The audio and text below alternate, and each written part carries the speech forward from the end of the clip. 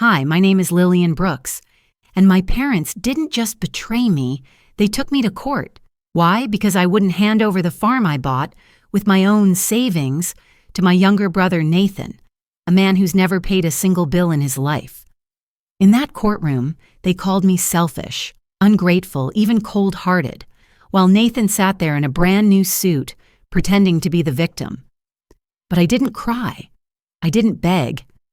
Instead, I handed the judge a folder, and when he read what was inside, my parents couldn't even look me in the eye. Have you ever had to defend what's rightfully yours from your own family? Let me tell you how it happened. I lived just outside Salem, Oregon, on a small lavender farm I bought 3 years ago. It's not the kind of sprawling ranch you see in magazines, just a 2-bedroom cedar house, a modest barn, and about 6 acres of land where the scent of lavender drifts through the air in late summer. I paid for it with a decade of work. Teaching at the elementary school, running after-school programs, taking on tutoring jobs every summer. While other people my age went on cruises or family trips, I saved. Not that my parents ever invited me along. It wasn't just a farm to me. It was the first place that felt like mine. Every fence post, every coat of paint on the porch railing, every single lavender bush, I had planted or fixed with my own 2 hands. That's why, on that September evening, I wanted everything to be perfect. My parents and Nathan were coming for dinner, the first time they'd visited since I moved in. I spent the morning scrubbing the kitchen until the stainless steel sink gleamed.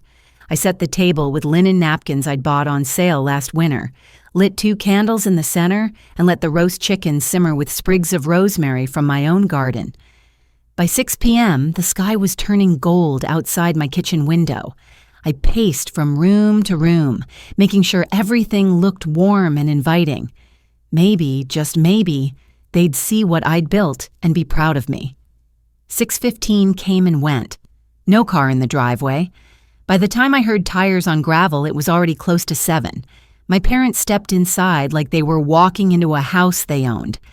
My mother glanced around with that critical squint she'd perfected, her eyes lingering on the rustic wood floors I'd chosen myself.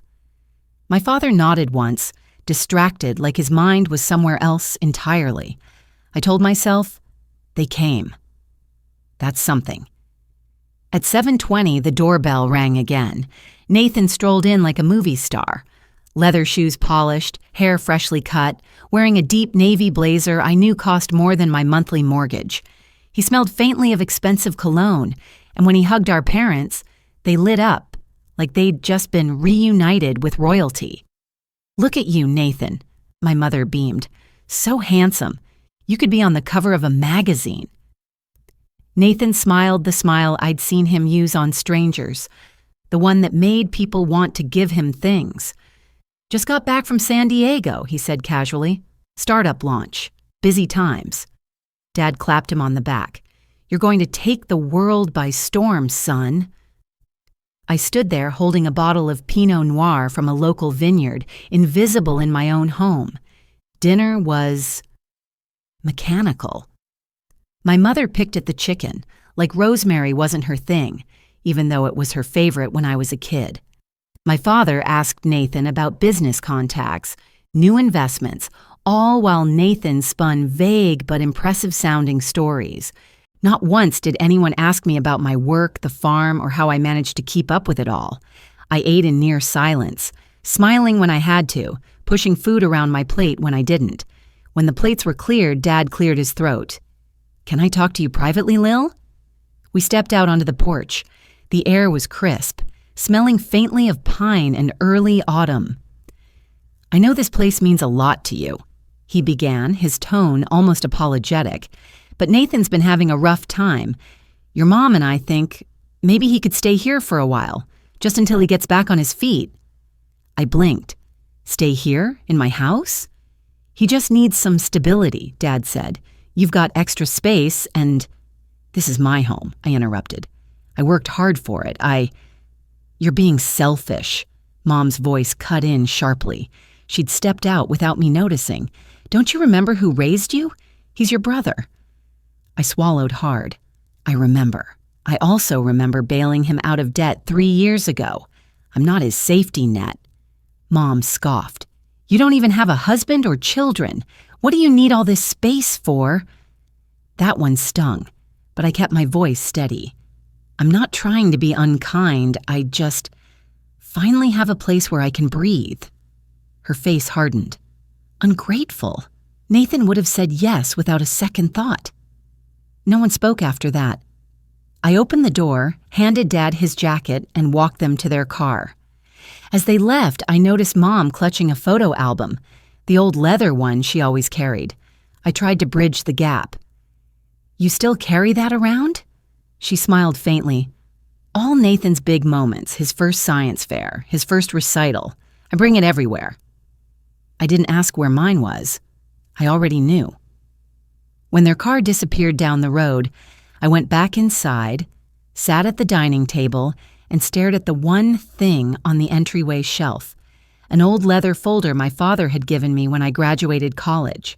No note, no hug, just, "You'll need this for interviews." I kept it anyway. That night, I told myself I'd seen worse favoritism before. I'd survived this. I didn't know that within a week I'd be holding a letter with the words "Civil Court Summons" in bold at the top. My own parents' names listed as plaintiffs, and Nathan's right alongside theirs. The envelope was thick, too heavy to be a regular bill. I stood in my kitchen, the September light slanting through the window, turning the paper in my hands like it might bite me. Buncombe County Civil Court Summons. My eyes ran over the first lines. Plaintiffs, Richard Brooks and Margaret Brooks. Co-plaintiff, Nathan Brooks. Defendant, Lillian Brooks. For a second, the letters blurred. I thought maybe it was a mistake.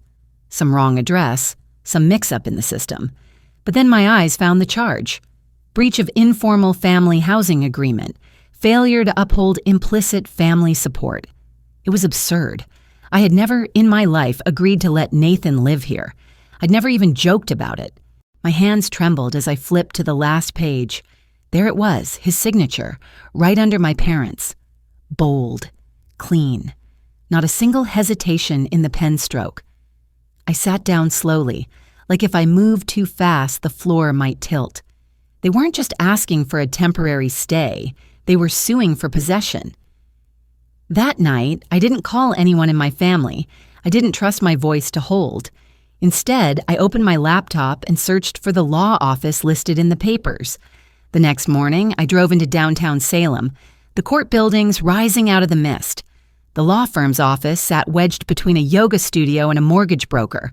The lobby was all chrome furniture and fake smiles. "I'm here regarding a suit filed under the name Lillian Brooks," I said to the receptionist. My voice was steady, but my fingers were wrapped so tightly around the envelope they ached. She tapped at her keyboard.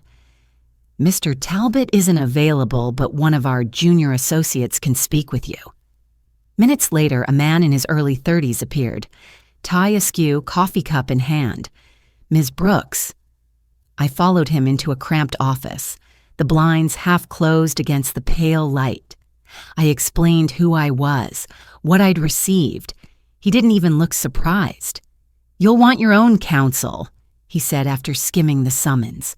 "I'm not here to offer advice, just clarity. The petition was filed 2 weeks ago. Your brother's name is on it, yes. And he's already spoken publicly about it." My stomach tightened. Spoken where? A local podcast. Something about family betrayal and personal growth. He said he was promised safe housing during a difficult transition, and that you abandoned him emotionally and financially. I laughed, one sharp, humorless sound. "He's never even spent a night here." The associate didn't flinch. "Then you'll need proof of that. The court won't take your word for it." Driving home, the steering wheel dug into my palms. I kept seeing Nathan's signature, the neat curve of the N, the flourish on the B, like a performance. By the time I reached my driveway, the sun was sinking low, painting the lavender rose in shades of gold and violet. I sat in the car staring at the porch where I'd hung fairy lights just a month ago. I'd wanted it to feel like a real home. Inside, I went through every drawer, every folder, every email I'd ever printed. I found property tax receipts, mortgage statements, even a thank you card from Mom after I took over the loan. But nothing that would shut down this housing agreement lie in a single blow. At 11:45 p.m., I called the one person I trusted, Claire Donovan. She answered on the second ring. "Lil, what's wrong?" I think I'm being sued by my own parents," I said, the words tasting foreign in my mouth. I read her the charges. Silence stretched for a few seconds, then her voice sharpened. "This isn't just petty family drama. They're trying to establish a pattern. You need to pull every piece of communication that proves this farm is yours. Texts, emails, voice messages." I never thought I'd have to protect myself from them, I admitted. "Well," she said quietly, "now you do." The next day, I was sorting through a pile of unopened mail when I froze. A white envelope addressed to Nathan Brooks, but with my address. I tore it open. Bank of Oregon. A statement, for his account, listing my farm as his legal residence. A slow heat spread through my chest. This wasn't just a lawsuit, this was a declaration. I drove straight to the bank branch in Salem where I'd opened my mortgage account 3 years earlier. The young teller looked confused when I explained.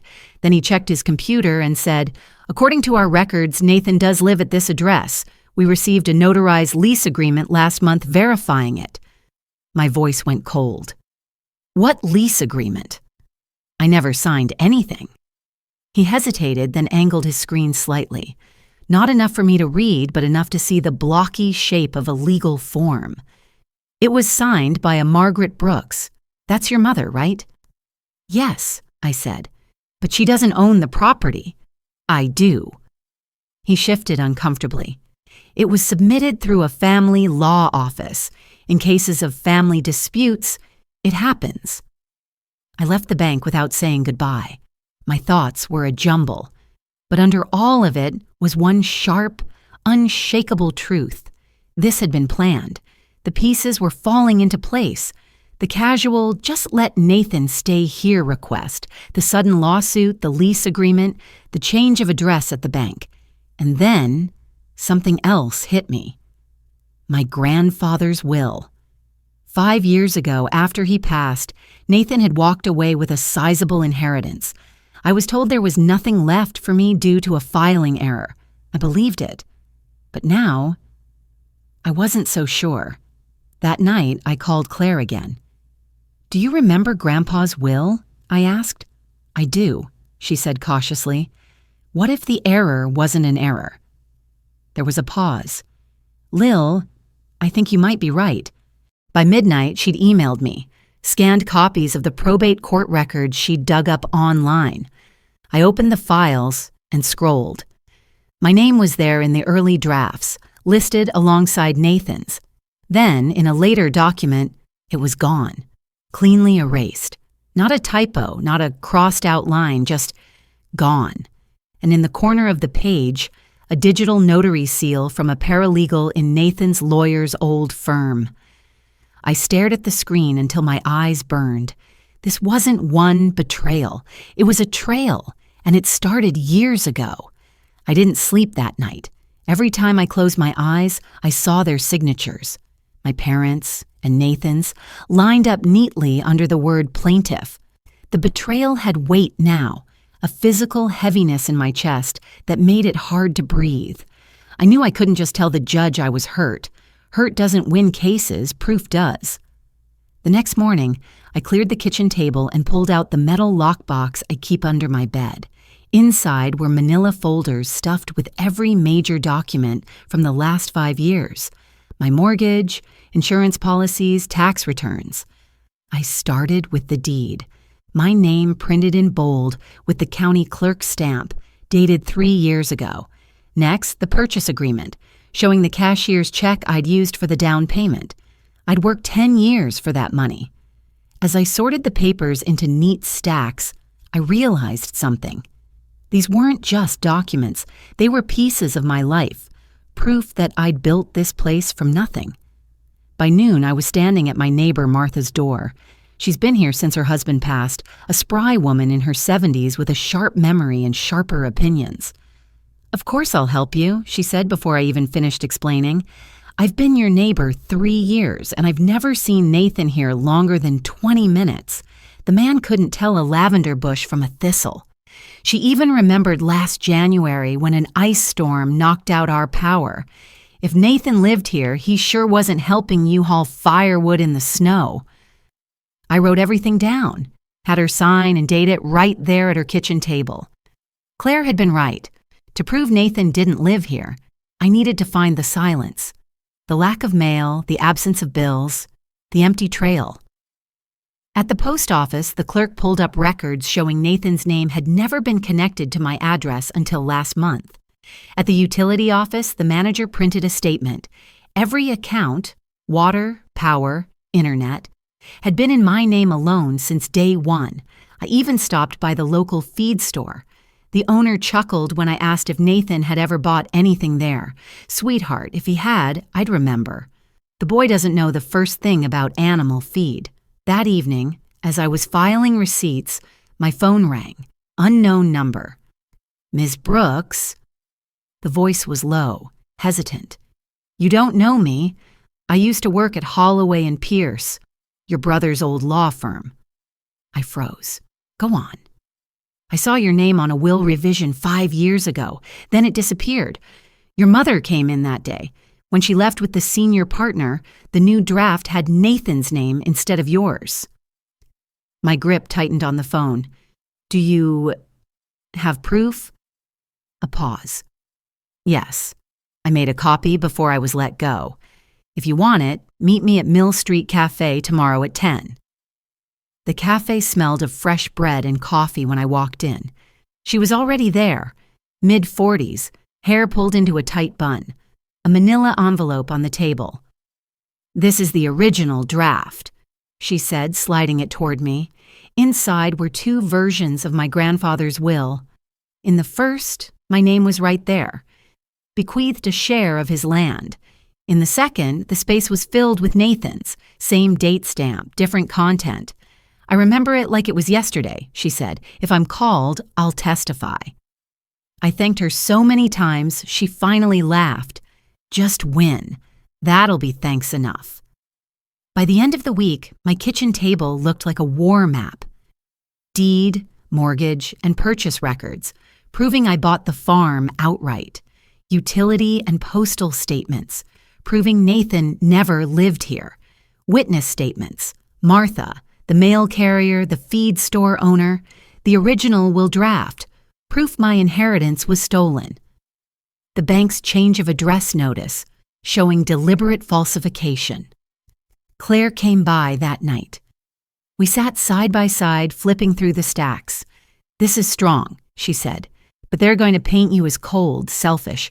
We need to show the times you did help Nathan." I pulled out an old folder from the bottom of the box. Inside was a check stub, the $5,000 I'd used to clear Nathan's credit card debt 3 years ago. Next, an email chain introducing him to a friend who'd offered him a job. He never replied.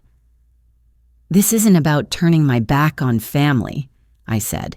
"It's about them crossing a line they can't uncross." That night, after Claire left, I stepped onto the porch. The fields stretched out in the moonlight, silver and soft, the lavender swaying gently in the breeze. For a moment, it was quiet enough to pretend this was still my safe place, untouched by courtrooms and betrayal. But the truth was clear now. This wasn't just about a farm. This was about my right to keep what I'd built, and I was ready to fight for it. The courthouse in downtown Salem looked older than it was, all stone columns and dark wood doors. The air smelled faintly of polish and paper, like history and judgment mixed together. I arrived early, binder in hand, Claire walking beside me in her navy suit. She'd told me to wear something simple, so the focus stays on your words, not your clothes. I chose a plain cream blouse and black slacks. We climbed the wide staircase, my footsteps echoing too loudly. In the hallway outside courtroom 3B, I saw them. Nathan in a tailored gray suit, hair slicked back, holding a leather briefcase like he'd stepped out of a magazine ad. Mom in her favorite pearl earrings, Dad with his jaw set, eyes forward. None of them looked at me. When the bailiff called our case, we filed into the room. The judge, a tall man with silver hair and a calm, unreadable face, adjusted his glasses and looked over the docket. Brooks versus Brooks, he said. Plaintiff seeking possession of property currently held by defendant, citing breach of an implied family housing agreement. Defendant contests on grounds of sole ownership and fraud. Nathan's lawyer, a man named Talbot, stood first. His voice was smooth, practiced. My clients merely wished to resolve a long-standing family misunderstanding. Mr. Nathan Brooks was promised housing by his sister during a period of financial difficulty. She has since reneged, leaving him with no home, no stability. We asked the court to honor the original promise. Promise. The word rang in my ears like a false note. Then it was Nathan's turn. He took the stand, glanced at the jury box, though this was a bench trial, and began. My sister and I were always close growing up. When I lost my job last year, she told me I could come stay on her farm until I got back on my feet. But when I arrived, she wouldn't even let me in the door. I slept in my car that night. He paused, letting the silence do its work. This isn't about money for me. It's about family. Claire leaned close and whispered, "Don't react." Not yet. When my turn came, Claire walked me through each piece of evidence we'd prepared. The deed, my name alone. Mortgage records, my payments, every month without fail. Utility bills, never once in Nathan's name. Witness statements, Martha, the mail carrier, the feed store owner. Talbot tried to poke holes. Ms. Brooks, isn't it true you've had disagreements with your brother in the past? Yes, I said plainly, like most siblings, but disagreement doesn't erase ownership. And isn't it true you could have allowed him to stay, regardless of legal title? I could have, I said, my voice steady, but I didn't, and I never promised I would. Then Claire brought out the bigger guns, the will documents. She handed the originals to the judge. Your Honor, these are 2 drafts of the late Samuel Brooks's will. One includes my client as beneficiary, the other, executed the same day, removes her entirely and replaces her with the co-plaintiff, Nathan Brooks. Talbot objected, claiming irrelevance. The judge overruled him. We called the ex-paralegal as a witness. She described the day my mother visited the law office, how the draft changed after that meeting. Her testimony was calm, direct, and unshakable. The atmosphere shifted. Nathan's jaw tightened. Mom crossed her arms, eyes fixed on the table. Claire wasn't finished. She slid a small recorder onto the evidence table. Your Honor, this is an audio recording made in the courthouse hallway prior to today's session. The judge listened through headphones. His expression didn't change much, but when he looked up, his gaze was sharper. It was Nathan's voice. I don't care about the farm. I just don't want her to have it. The judge turned to Talbot. Mr. Brooks, do you dispute that this is your voice?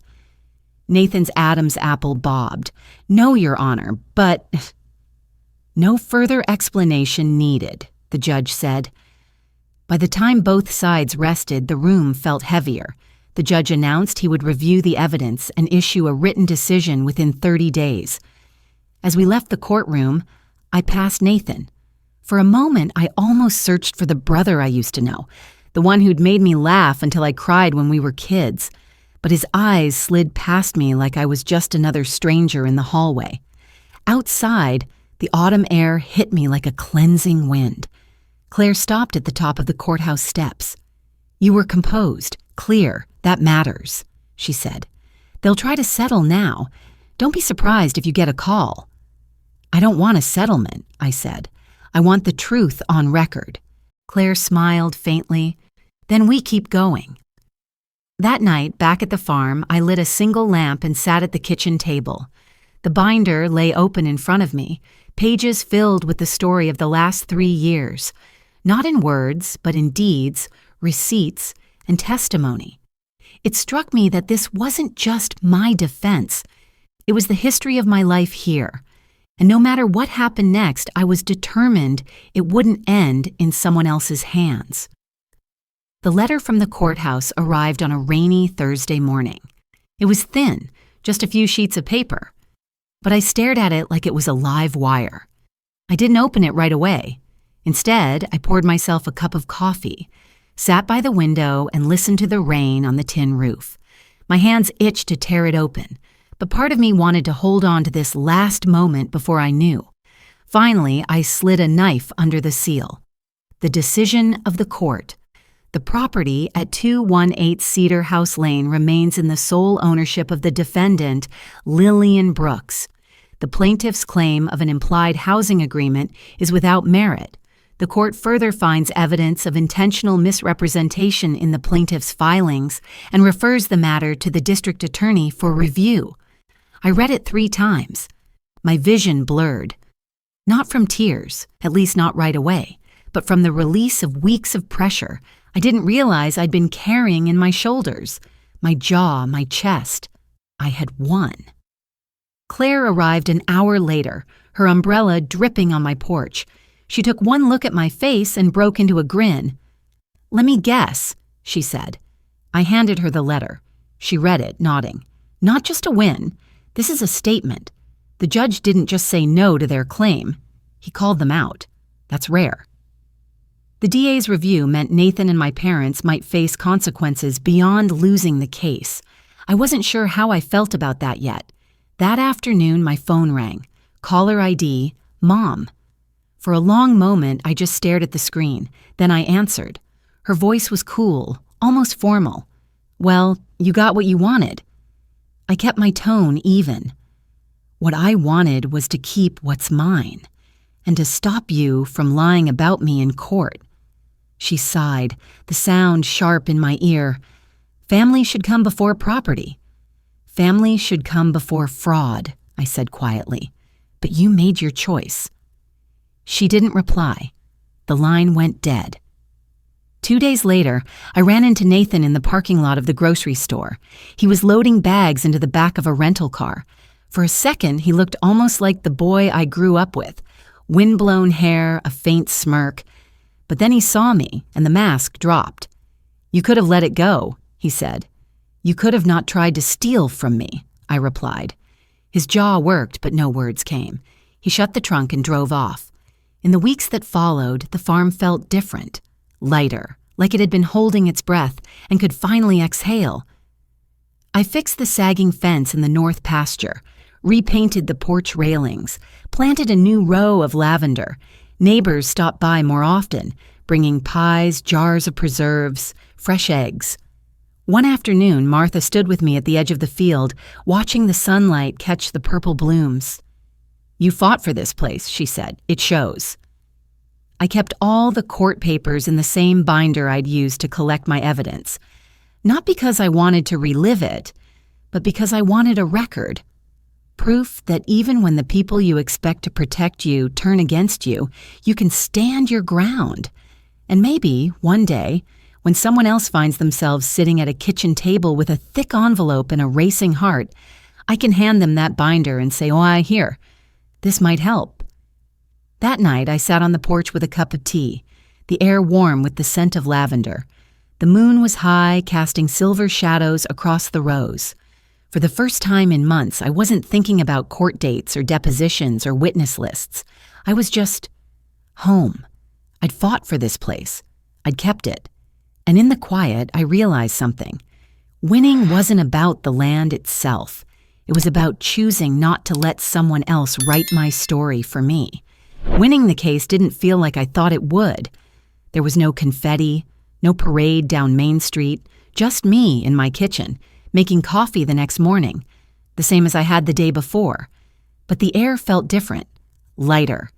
Still, there was an ache that the court's ruling couldn't fix. The kind that comes when people you've known your whole life turn into strangers. In the weeks after the verdict, Mom stopped calling altogether. Dad sent one short text, "Take care of yourself." I didn't know if it was meant as a kindness or a final goodbye. Nathan was gone from town within a month. I heard from a neighbor that he'd sold his car and moved to Phoenix.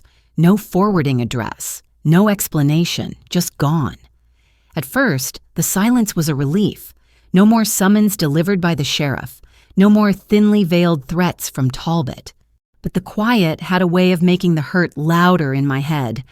I'd catch myself remembering Christmas mornings as kids, when Nathan and I would race to see who could tear open their presents first, or summer evenings when Dad grilled burgers and Mom brought out her peach pie, still warm from the oven. Those memories felt like they belonged to someone else's family now. I threw myself into work. The farm didn't care about court rulings or broken promises.